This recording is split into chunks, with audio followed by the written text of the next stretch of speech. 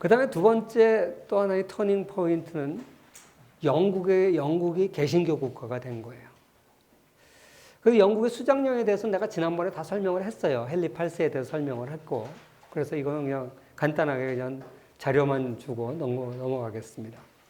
뭐 이제 지난번에 얘기했지만 헨리 8세가 자기 형이 죽고 대신 왕이 됐는데 형의 부인이었던 아라곤의 캐서린, 그 아까 얘기했던 카를로스 1세의 이모예요, 이모. 그 숙모를 이제 그 당시 스페인이 제일 세계 최강대국이었기 때문에 그 강대국의 황제의 이모, 뭐 엄청난 파워를 가진 거예요. 교황청도 꼼짝 못하고.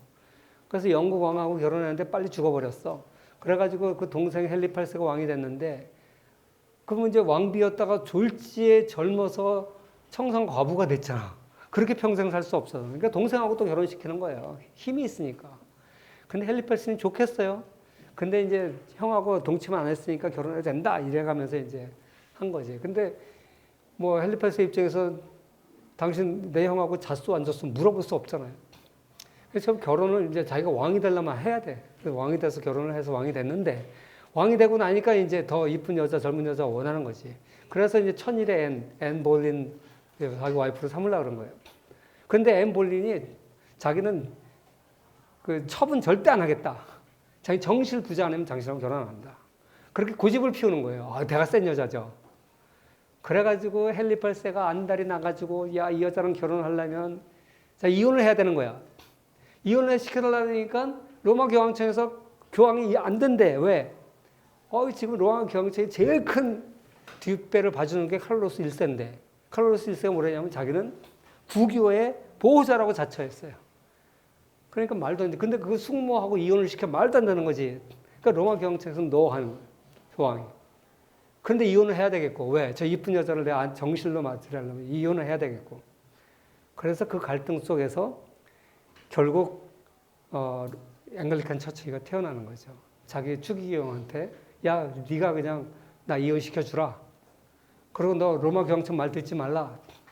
그러면서 이제부터 영국 교회의 수장은 황제다. 그 자기 스스로가 수장령을 내려서 저 영국 교회의 수장이 되는 거예요. 그리고 이제 영국 앵글리칸 처치를 만들어 가지고, 야, 우리는 캐톨릭하고 당시에 유행했던 루터의 그 개신교하고를 짬뽕해 가지고 우리 영국만의 교회를 만들겠다. 그게 오늘날 성공회예요. 영국 앵글리칸 처치예요. 예배 형식은 캐톨릭을 따르고 내용은 개신교를 따르고 어중간하게 절충한 거예요. 그랬더니 이 안에서도 엄청난 이제 전쟁이 일어난 거예요. 왜? 신하들 중에 또 왕들 중에도 캐톨릭을 따르는 사람이 있고 루터교를 따르는 청교도들이 있고, 또 이 절충에는 이 루터 헨리 8세의 이 국교를 받아들이는 사람이 있고 3분이 된 거죠. 그래가지고 이 과정 중에 복잡한 이제 일상들이 일어나는데, 이거를 잘 묘사한 영화가 이제 천일의 앤이라는 영화가 옛날에 있었어요. 근데 이게 이제 리메이크업 돼서 얼마 전에 벌써 한 10년 된 것 같아. 천일의 스캔들이라 그래가지고 요 영화가 나왔죠. 이 편은 이제 볼린가의 다른 딸, 이 언니를 이제 묘사한 건데, 아무튼 이런 영화들이 나왔고, 미국 드라마로 이제 헨리 8세 일대기가 2007년부터 2010년까지 방영이 됐어요. 튜터스라는 제목으로. 그래서 이 영국 드라마 역사상 그 역사 드라마 중에서 제일 연문을 많이 뿌린 게 이 헨리 8세예요. 그래서 뭐 이건 교양적으로 여러분 한번 알아두시면 좋을 것 같고, 이게 헨리 8세고요. 이게 이제 천일의 앤 볼린이에요. 뭐 이 정도 넘어가고. 그래서 이제 영국, 스페인 이건 내가 지난번에 얘기를 했고요. 여기까지가 이제 개신교의 종교개혁인데, 그러면 이제 구교였던 카톨릭은 개혁이 없었냐? 여기도 개혁이 있어요. 왜? 사실 교회가 타락하는 모습이 많이 있었기 때문에. 사실 루터도 카톨릭 신부였잖아요. 그죠? 대부분 이 사람 다 카톨릭 신부들이었어요. 그렇기 때문에 이렇게 새로운 이론을 받아들이지는 않고 구교의 이론을 고수하면서, 그러나 우리가 고칠 건 너무 많다. 사치하고 성적으로 타락하고 이런 거는 바꿔야겠다. 그래서 종교개혁을 합니다. 그래서 이 캐톨릭에서는 이걸 진짜 종교개혁이라고 생각해요. 그래서 그리고 개신교에서는 이걸 반동 종교개혁이라고 불러요. 반동은 뭐냐면 개신교를 종교개혁이라고 보고 여기에 대해서 반해서 일어났기 때문에 반동 종교개혁이라 그래요. 캐톨릭에서는 개신교 종교개혁을 개신교 2단이라고 그러죠. 캐톨릭에서는. 그리고 이 종교개혁이 진짜 종교개혁이다. 이렇게 얘기를 하죠. 아무튼 교단에 따라 신구교가 보는 시각이 다릅니다. 사실 캐톨릭이 타락했기 때문에 그전에도 수도원 운동들이 많이 일어났었죠. 그래서 여러 가지 종류의 그 순수함을 추구하는 수도 운동들이 있었는데 그 중에서 가장 큰 교단이 이제 제수이트 교단이라고 하는 예수회입니다.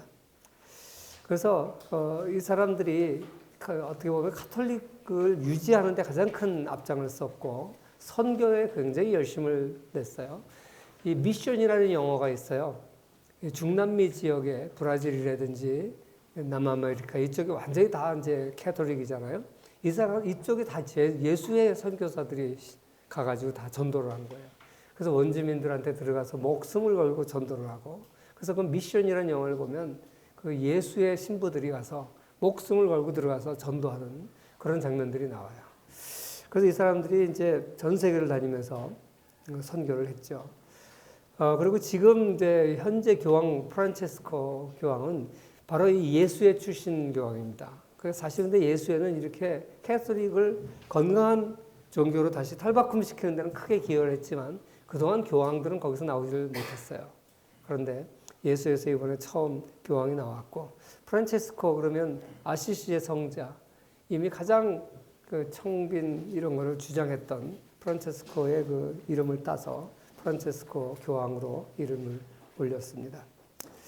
뭐 그런 얘기고, 그 다음에 이제 종교 전쟁에 대해서 얘기를 하겠습니다.